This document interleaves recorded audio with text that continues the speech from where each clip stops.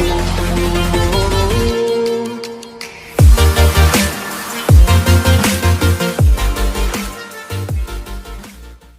Friends, our today's topic is indifference curve. आज हम indifference curve के बारे में पढ़ेंगे। पहले मैंने एक वीडियो में बताया था, जब मैंने ऑर्डिनल और कार्डिनल अप्रोच के बारे में बताया था, तब मैंने कहा था कि ऑर्डिनल अप्रोच में हम इंडिफरेंस कर्व को स्टडी करते हैं, इसीलिए इसे इंडिफरेंस थियरी और ऑर्डिनल थियरी दोनों कहा जाता है। तो आज हम इसके बारे में ब्रीफ में डिस्कस करेंगे। आज हम पढ़ेंगे इंडिफरेंस कर्व का मीनिंग और उसका ग्राफ बनाएंगे और उसको समझेंगे ग्राफ की मदद से, और बाद में हम समझेंगे मोनोटोनिक प्रेफरेंस और इंडिफरेंस मैप, और उसकी लास्ट में प्रॉपर्टीज़ देखेंगे। तो आज हम इन सारे टॉपिक्स को कवर करने वाले हैं। फर्स्ट ऑफ ऑल उसका मीनिंग समझते हैं। तो हम इंडिफरेंस कर्व की डेफिनेशन देखते हैं। तो इंडिफरेंस कर्व की डेफिनेशन हमें ये कहती है कि एक तरह की कर्व है जो रिप्रेजेंट करती है various combination of two goods, यानी कि दो गुड्स के वेरियस कॉम्बिनेशन हमें बताती है ये कर्व, जो सारे के सारे combination same level of satisfaction देते हैं। मतलब कि सारे के सारे कॉम्बिनेशन जो होंगे वो सेटिस्फेक्शन सेम दे रहे हैं। इसे समझने के लिए एक सिंपल सा एग्जांपल लेते हैं। मान लीजिए मार्केट में एप्पल और ऑरेंज दो कॉमोडिटीज़ है। तो अगर हम दो इनके कॉम्बिनेशन है, इनके अलग अलग कॉम्बिनेशन हम ले, अगर 10 एप्पल ले, 5 ऑरेंज ले, 8 एप्पल ले, 6 ऑरेंज ले, अगर इस तरह से अलग अलग कॉम्बिनेशन इसके हम ले, तो हमारा जो सेटिस्फेक्शन होगा वो सेम ही होगा। समझ रहे हैं कि जो इंडिफरेंस कर्व हमें क्या कहना चाह रहा है कि जो हमारा सेटिस्फेक्शन होगा उसमें कोई चेंज नहीं आएगा। हमारा जो हमारे कॉम्बिनेशन होंगे वो अलग अलग होंगे, फिर भी हमारा जो सेटिस्फेक्शन होगा वो सेम लेवल का रहेगा। तो आई होप कि आपको समझ में आ चुका होगा। तो अब हम इसका ग्राफ देखते हैं। तो अब हम डायग्राम देखते हैं। हमने स्केड्यूल में लिए है ये कॉम्बिनेशन ABCDE। तो ये हमारे 5 कॉम्बिनेशन है, और हमने यहाँ पर 2 कॉमोडिटीज़ ली है, एप्पल और ऑरेंजेस, और हमने यहाँ पर उसकी क्वांटिटी ली है। तो हम जब एक एप्पल लेते हैं तब हम 15 ऑरेंजेस लेते हैं उसके साथ में, फर्स्ट वाले कॉम्बिनेशन में, और जब हम सेकंड कॉम्बिनेशन लेते हैं तब हम एप्पल 2 रखते हैं और ऑरेंजेस 10। ऐसा क्यों? क्योंकि हमारी इनकम यहाँ पर लिमिटेड है। तो हम ऐसा करेंगे कि जब हम एप्पल बढ़ाएंगे तो हमें ऑरेंजेस सेक्रीफाइस करने पड़ेंगे, क्योंकि अगर हमें किसी चीज़ की मतलब कि हमें किसी चीज़ की क्वांटिटी बढ़ानी है अगर, तो दूसरे की कम करनी पड़ेगी, क्योंकि हमारे पास इनकम कम है कि हम दोनों अफोर्ड नहीं कर सकते एक ही तरीके से। तो इसलिए अगर हम एक की क्वांटिटी कम करते हैं, यानी कि यहाँ पर कम करते हैं, तो एक की क्वांटिटी बढ़ा सकते हैं। तो इसी तरह से हम जब एप्पल, पहले हमने यहाँ पर फाइव चेंजेस आ रहा है, देख रही यहाँ पर 5 का चेंजेस आ रहा है, फिर यहाँ पर 4 का, और फिर यहाँ पर 3 का। ऐसा क्यों? क्योंकि हम जैसे जैसे क्वांटिटी कंज्यूम करते हैं वैसे वैसे उसकी जो हमारी हमने मार्जिनल डिमिनिशिंग मार्जिनल यूटिलिटी में पढ़ा था कि जैसे जैसे हम क्वांटिटी कंज्यूम करते हैं उसकी हम डिमांड कम करते हैं। तो हमारे पास पहले एक एप्पल था, तो हम उसकी डिमांड ज़्यादा थी, इसलिए हम 5 ऑरेंजेस यहाँ पर सेक्रीफाइस कर रहे थे। पर हमारे पास जब 2 एप्पल होंगे तब हम 5 ऑरेंजेस सेक्रीफाइस नहीं करेंगे, उससे कम करेंगे। इसलिए यहाँ पर इसका जो रेट है वो कम होता जा रहा है। जैसे जैसे एप्पल हमारे पास जैसे जैसे ज़्यादा आते जाएंगे हम उसकी डिमांड कम करेंगे। मतलब कि उसकी डिमांड होगी तो भी हम उसके लिए जो हम ऑरेंजेस सेक्रीफाइस करेंगे वो ज़्यादा सेक्रीफाइस नहीं करेंगे। ओके, तो अब हम डायग्राम देखते हैं। डायग्राम में हम देख सकते हैं कि जो हमारे फर्स्ट वाला कॉम्बिनेशन है, यानी कि फर्स्ट वाला कॉम्बिनेशन जो हमारा ऑरेंजेस 50 है और हमारा एप्पल 1 है। तो यहाँ पर एप्पल हमारा, ये हमारा एप्पल है, तो यहाँ पर 1 है, और हमारा जो ऑरेंजेस है वो 50 है। इसको हम कहेंगे फर्स्ट वाला कॉम्बिनेशन। यहाँ पर हमारा सेकंड है जहाँ पर हमारा जो ऑरेंजेस है वो 10 है, और जो हमारे एप्पल्स है वो 2 है। इसी तरह से सी डी एन ई। तो इस तरह से हमने 5 कॉम्बिनेशन लिए हैं। अब जो इन 5 कॉम्बिनेशन है, इन पांचों कॉम्बिनेशन में से जो सेटिस्फेक्शन मिलता है, सेटिस्फेक्शन वो इक्वल होगा, यानी कि A is equal to B is equal to C is equal to D is equal to E, यानी कि इन सभी का जो सेटिस्फेक्शन है वो इक्वल होगा। हमारी जो इंडिफरेंस कर्व है वो हमें यही बताती है कि जो हमारा ऑरेंजेस और एप्पल यानी कि दो कॉमोडिटीज़ हमारी हो गई, इनके अलग अलग हमारे वेरिएशन यानी कि वेरियस कॉम्बिनेशन। ओके, तो हमने ये वेरियस कॉम्बिनेशन लिए ए बी सी डी, और इसकी जो सेटिस्फेक्शन है वो हमें इक्वल मिल रही है। तो यही हमारी हो गई इंडिफरेंस कर्व। तो इसे हम क्या कहेंगे, इंडिफरेंस कर्व। ओके, तो ये हमारा हो गया इंडिफरेंस कर्व। हमने इंडिफरेंस कर्व का मीनिंग और ग्राफ समझ लिया है। अब कुछ ऐसे पॉइंट है जो इंडिफरेंस कर्व में कॉन्सेप्ट में आते हैं, तो उन पॉइंट्स को कवर करते हैं, जैसे कि मोनोपोलिक प्रेफरेंस, इंडिफरेंस मैप और इंडिफरेंस कर्व की प्रॉपर्टीज़। तो इसके बारे में वन बाय वन डिस्कस करते हैं हम।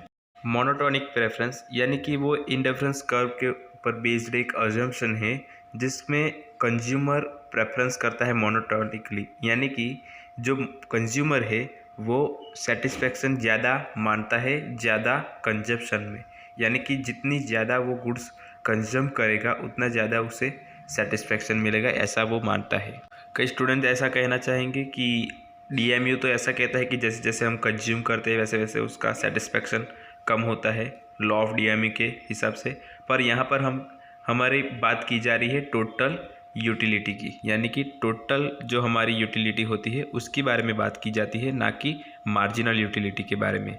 तो यहाँ पर हमारे जो टोटल सेटिस्फेक्शन मिल रहा है उसके बारे में बात की जा रही है कि टोटल सेटिस्फेक्शन हम तभी मानते हैं ज़्यादा जब हम ज़्यादा क्वांटिटी कंज्यूम करते हैं। इसलिए जब भी कोई रेशनल कंज्यूमर होगा तो रेशनल कंज्यूमर हमेशा ज़्यादा क्वांटिटी को प्रेफरेंस देगा, भले ही अगर दूसरी क्वांटिटी कम है और सेटिस्फेक्शन उससे सेम मिल रहा है, फिर भी वो ऐसा सोचेगा कि इसकी क्वांटिटी ज़्यादा है तो इसको मैं लेता हूँ। इसको हम एग्जाम्पल के थ्रू समझते हैं। ओके, तो एग्जाम्पल में आप देख सकते हैं हमने जो फर्स्ट है उसमें हमने 2 कॉम्बिनेशन लिए हैं और उन दोनों कॉम्बिनेशन में हमने अलग अलग प्राइसेस अलग अलग क्वांटिटी रखी है।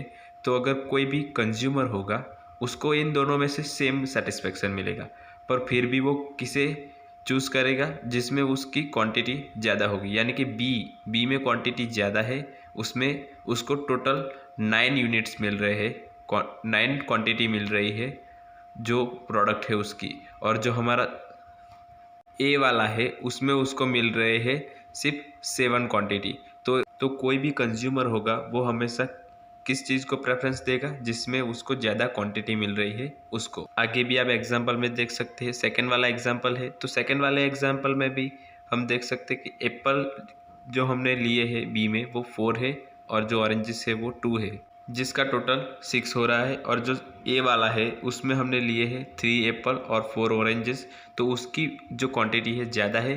तो जो रेशनल कंज्यूमर होगा वो हमेशा ए वाला ही कॉम्बिनेशन सिलेक्ट करेगा। इसी तरह से थर्ड वाला है, थर्ड वाले में भी रेशनल कंज्यूमर है जो वो बी वाला कॉम्बिनेशन सिलेक्ट करेगा। तो इसे ही हम कहेंगे मोनोटोनिक प्रेफरेंस। अब हम इंडिफरेंस मैप समझते हैं कि इंडिफरेंस मैप क्या है। तो इंडिफरेंस मैप कुछ भी नहीं, मतलब कि जो इंडिफरेंस मैप है उसमें इंडिफरेंस कर्व होती है, उसका ग्रुप होता है। जो हमने इंडिफरेंस कर्व 1 देखी थी इसमें बहुत सारी इंडिफरेंस कर्व होती है। आप इसे डायग्राम में देखेंगे तो आपको समझ में आ जाएगा कि इंडिफरेंस मैप क्या है। तो ये हमारा इंडिफरेंस मैप है। इंडिफरेंस मैप क्या होता है कि हमारी ऐसी कर्व होती है वो एक से ज़्यादा होती है।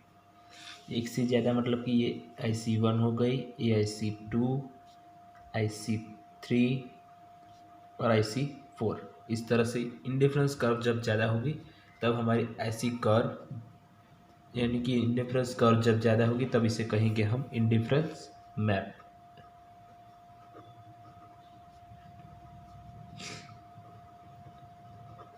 मैप। ओके, इसे हम कहेंगे इंडिफरेंस मैप। तो जब हमारी इंडिफरेंस मैप है वो हमें क्या बताता है कि जब हमारा हायर इंडिफरेंस होता है, मतलब कि ये वाला इससे बड़ा है, मतलब कि बड़ा किस तरह से है कि यहाँ पर सेटिस्फेक्शन ज़्यादा मिल रहा है, यहाँ पर सेटिस्फेक्शन इससे भी ज़्यादा मिल रहा है और इससे भी ज़्यादा मिल रहा है।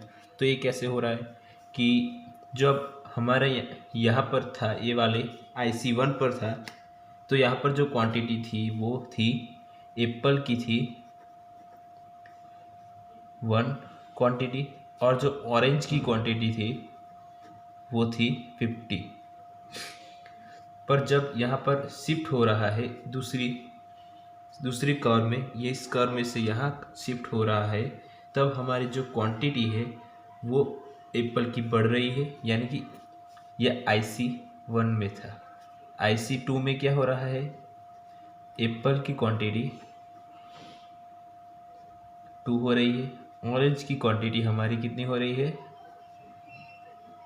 50 ही है। पर यहाँ पर क्या हो रहा है कि ऑरेंज की क्वांटिटी तो बढ़ नहीं रही है, पर जो हमारी एप्पल की क्वांटिटी है वो बढ़ रही है। यानी कि अगर हम कह सके, यहाँ से हम प्लॉट कर सकते हैं कि हमारी जो एप्पल की क्वांटिटी है वो बढ़ रही है, इस वजह से कंज्यूमर को इसमें ज़्यादा सेटिस्फेक्शन मिलेगा। हमने लास्ट में हमने अभी पढ़ा कि मोनोटॉनिक प्रेफरेंस, इसके हिसाब से जो ज़्यादा क्वांटिटी होती है वहाँ पर सेटिस्फेक्शन ज़्यादा होता है। तो हमारी IC1 है वहाँ पर सेटिस्फेक्शन कम होगा, क्योंकि यहाँ पर जो टोटल है वो 60, यानी कि 60 क्वांटिटी है, और हमारा जो यहाँ पर टोटल है वो 70 है। तो इस पर क्वांटिटी ज़्यादा होने की वजह से यहाँ पर जो सेटिस्फेक्शन होगा वो ज़्यादा होगा।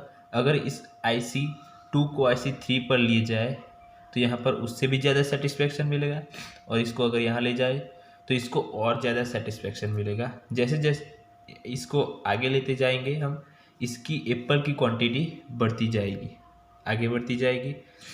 यहाँ पर ये होगी, यहाँ पर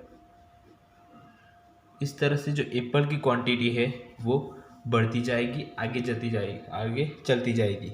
इसकी वजह से जो हमारी क्वांटिटी बढ़ेगी तो हमारा सेटिस्फेक्शन लेवल भी बढ़ता जाएगा। इसलिए जैसे जैसे वो हायर जाएगी उसकी सेटिस्फेक्शन लेवल बढ़ता जाता है। तो ये हमारे थी इंडिफरेंस कर्व का मैप। अब हम इसकी प्रॉपर्टीज़ देखते हैं।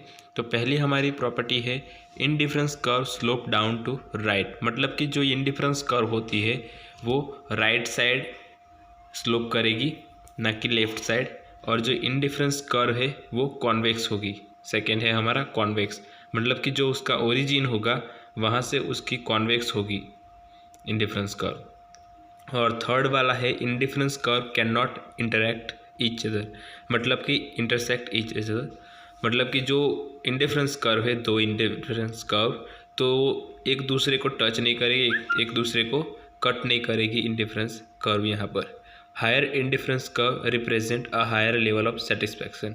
ये हमने इंडिफरेंस मैप में भी देखा कि जैसे जैसे हमारी इंडिफरेंस कर्व ऊपर होगी, हायर होगी, उसका जो सेटिस्फैक्शन है वो ज़्यादा होगा, और जो नीचे वाली इंडिफरेंस कर्व होगी उसका सेटिस्फैक्शन लेवल लोअर होगा।